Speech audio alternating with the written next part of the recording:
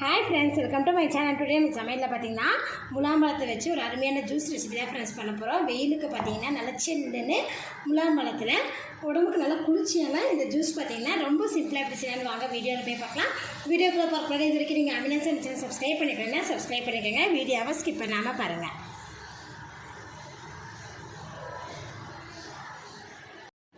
முலாம்பழம் juice பண்ணுறதுக்காக முலாம்பழம் எடுத்துருக்கோம். இது ரெண்டாக நம்ம கட் பண்ணிக்கலாம்.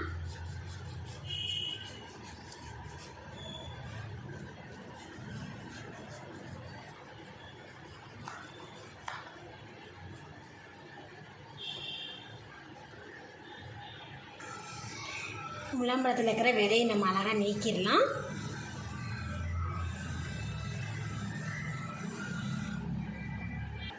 முலாம்பழத்தில் இருக்கிற விதையை பார்த்திங்கன்னா நீக்கி ஒரு பிளேட்டில் எடுத்து மாற்றி வச்சுருக்கேன்.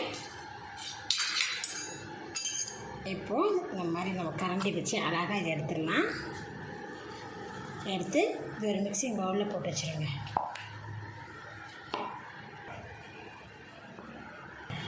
மிக்ஸி ஜாரில் நம்ம கட் பண்ணி வச்சுருக்கிறேன் முலாம்பழத்தை சேர்த்துடலாம்.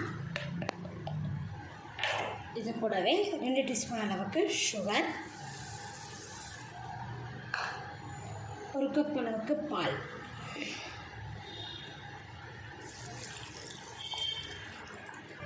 இது கூட ஐஸ் க்யூப் சேர்த்திட்டு அரைச்சி எடுத்துக்கலாம்.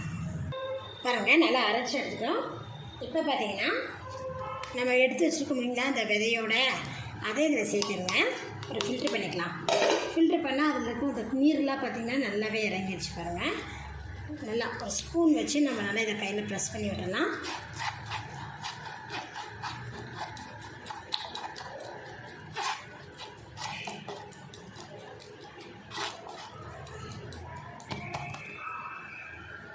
நம்ம போட வேண்டிய வேஸ்ட்லேயே இருக்கிற பார்த்திங்கன்னா நிறைய ஜூஸ் எடுத்துட்டோம் பாருங்கள். இப்போ இதை நல்லா கலந்து விட்டுட்டு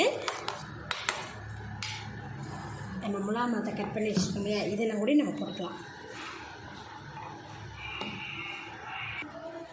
இதில் சப்ஜா விதை பார்த்திங்கன்னா தண்ணியில் ஊற போட்டு வச்சுருக்கேன். அதை இதில் சேர்த்துடலாம். ஒரு டீஸ்பூன் சேர்த்துருக்கேன். இப்போ நம்ம ரெடி பண்ணி வச்சுருக்கிற முலாம்பழம் ஜூஸை இதில் ஆட் பண்ணிடுவோம்.